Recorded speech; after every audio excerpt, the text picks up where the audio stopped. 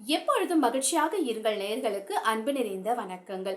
நம்ம அம்மா அப்பா பொதுவா வயசாயிடுச்சு அப்படின்னா கடவுள்கிட்ட என்ன வேண்டிப்பாங்கன்னா, நாங்க உயிரோட இருக்கிற வரைக்கும் எங்கள நல்லபடியா வச்சுக்கோ. என் பசங்களுக்கு நாங்க பாரமா இருந்துறக்கூடாது.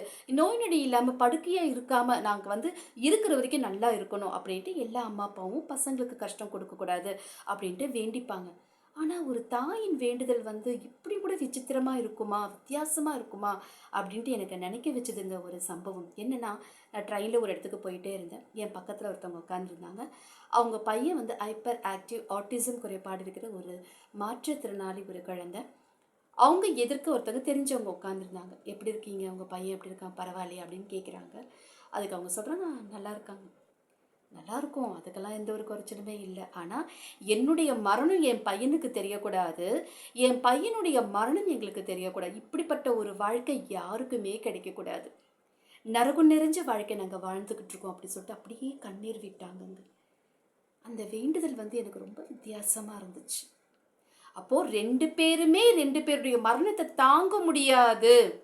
இல்ல அம்மாக்கு தெரியும். பையன் மரணம் அடைஞ்சுட்டான். அம்மாக்கு தெரியும். ஆனா பையனுக்கு தெரியாது நம்ம அம்மா இறந்துட்டாங்க அப்டின்ட்டு. அதை விட 2 பேருக்குமே 2 பேருடைய மரணம் தெரியாம இருந்தா, எவ்ளோ ஒரு சந்தோஷமான ஒரு விஷயம் தானே! அப்படிப்பட்ட ஒரு விஷயத்த கடவுள்கிட்ட வேண்டுறாங்கன்னா, அவங்க வாழ்க்கையில எப்படி கஷ்டப்பட்டுக்கிட்டு இருப்பாங்க. எப்படி ஒரு வாழ்க்கை நரகமான ஒரு வாழ்க்கைய வாழ்ந்துகிட்டு இருப்பாங்க. அந்த குழந்தைய ஒவ்வொரு நாளும் பார்த்து, பார்த்து அழுது, அழுது அப்படியே உள்ளுக்குள்ளேயே புழுங்கி, புழுங்கி அவங்க செத்துக்கிட்டு இருப்பாங்க. என் குழந்தை யாருக்கும் இந்த உலகத்துல பாரமா இருந்துறக்கூடாது. அதனால ஒண்ணு என் கூடயே வந்துடணும். இல்ல எங்க 2 பேர் சாவு 2 பேருக்கு தெரியாம பார்த்துக்கோ அப்படின்ட்டு அவங்க சொல்லும்போது, என் அறியாமயே என் கண்ல தண்ணி வந்துச்சுங்க. இப்படி கூட ஒரு அம்மாவால வேண்டிக்க முடியுமா?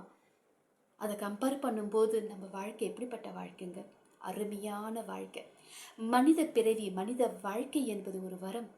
நம்ம இருக்கிற வரைக்கும் நம்மளால முடிஞ்சதை மற்றவங்களுக்கு நம்ம செஞ்சுட்டு நாமளும் ஆரோக்கியமா இருக்கணும்.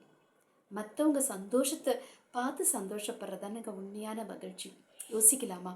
என் சேனலை லைக் பண்ணி, ஷேர் பண்ணி, சப்ஸ்கிரைப் பண்ணுங்க. என்றும் அன்புடன் உங்கள் உமா மகேஸ்வரி. நன்றி, வணக்கம்.